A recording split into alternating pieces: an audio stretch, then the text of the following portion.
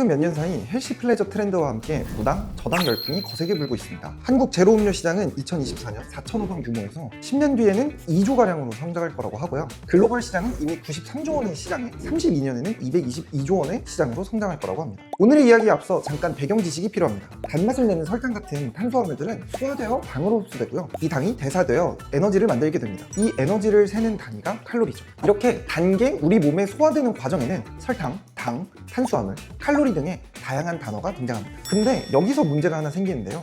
제로 슈가라고 하면 설탕을 안 넣은 제품을 이야기하는 걸까요? 혹은 더 건강하다고 할 수 있을까요? 제품을 파는 사람들이 생각하는 단어의 의미와 사는 사람들이 생각하는 의미는 다를 수 있습니다. 이 격차가 커지면 소비자 기망, 과대 광고 등의 문제가 발생할 수 있죠. 규제 당국은 표현 방식에 규칙을 줌으로써 소비자, 판매자 간의 의미 차이를 줄이려고 꾸준히 노력하고 있습니다. 이걸 표시 기준이라고 하는데 오늘의 알쓸식잡의 이야기는 표시 기준에 대한 이야기입니다.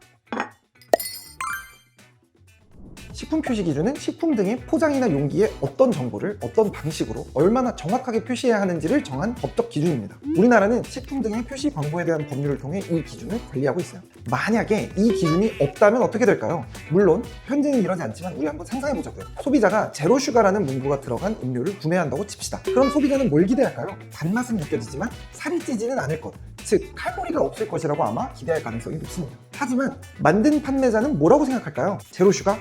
슈가는 설탕이니까 그럼 설탕만 없으면 되는 거 아니야? 라고 생각하겠죠. 그러면 제조사는 아마 설탕 대신 꿀을 넣을 겁니다. 그럼 제로 슈가인 건 맞잖아요. 그래서 판매사는 설탕 대신 꿀을 넣은 제품을 판매하게 되겠죠. 하지만 소비자가 기대한 것은 단맛은 내지만 살은 찌지 않는 것, 즉 칼로리가 없는 것이었잖아요. 당연히 꿀을 먹으면 살이 찌게 되겠죠. 이런 소비자, 판매자 간의 용어에 대한 의미 차이가 발생하게 되고 이는 당연히 소비자와 판매자 간 분쟁으로 이어지게 됩니다. 실제로 1999년 한국소비자원이 내놓은 보고서에 따르면 이런 비슷한 분쟁 사건이 많이 있었다고 합니다. 우리나라의 대표 음료 및 발효유를 조사한 결과 무설탕이라고 표기해놓고 과당 또는 포도당을 넣어 사실상 소비자를 기망했다는 거죠. 이런 일들 때문에 식약처는 표시 기준을 꾸준히 개정해왔습니다. 슈거를 설탕이 아니라 당류를 표기하게 하거나 또 당류 1일 영양성분 기준치를 신설하고 퍼센트도 병기하게 해서 소비자들이 더 쉽게 알 수 있도록 했죠. 판매자가 생각하는 의미와 소비자가 생각하는 의미를 최대한 일치시켜서 구매와 판매에 불필요한 혼동, 잡음이 없도록 하려고 노력해왔다는 겁니다. 자, 그럼 소송 사례를 한번 볼까요? 해외에는 건강한 제품으로 홍보하다가 당 함량이 높은 게 드러나면서 소송에 걸려 철퇴를 받은 사례들이 꽤 있습니다.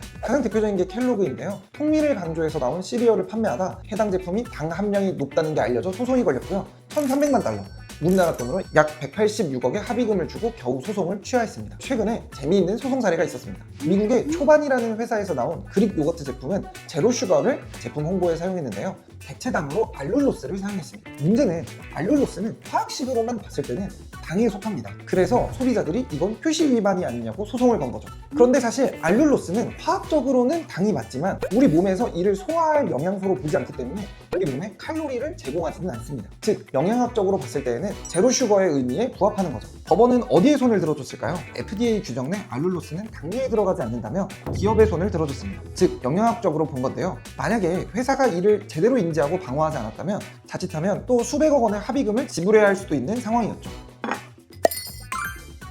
앞으로도 제로당, 저당의 트렌드는 계속될 것으로 보입니다. 특히나 한국의 당뇨 문제는 점점 심각해지고 있기 때문에 최근 식약처는 저당을 표기할 수 있는 제품 유형분을 늘리도록 기준을 개정했습니다. 한마디로 더 건강하게 만들려고 산업을 독려하는 것이죠. 다만 판매 효과를 보기 위해서 함부로 표시를 바꾸거나 표시를 제때 참고하지 않으면 자칫 역풍을 맞을 수도 있습니다. 회수 조치를 당할 수도 있고 과징금을 맞을 수도 있고 또는 초반이의 사례처럼 소비자들에게 불필요한 소송을 당할 수도 있어요. 그렇기 때문에 항상 판매 기업들은 신중하게 표시 기준을 알아보고 제품을 개발할 필요가 있습니다. 저희 정보원은 이런 분들을 위해 표시 기준의 이해 및 실무 과정을 운영하고 있습니다. 제품 개발이나 마케팅을 하시는 분들께는 꼭 한번 들어보시기를 추천드립니다. 자, 그러면 저희는 다음 사례에서 뵙도록 하겠습니다. 저희 이야기가 도움이 되셨다면 좋아요, 구독, 알림 설정을 눌러주시면 감사하겠습니다.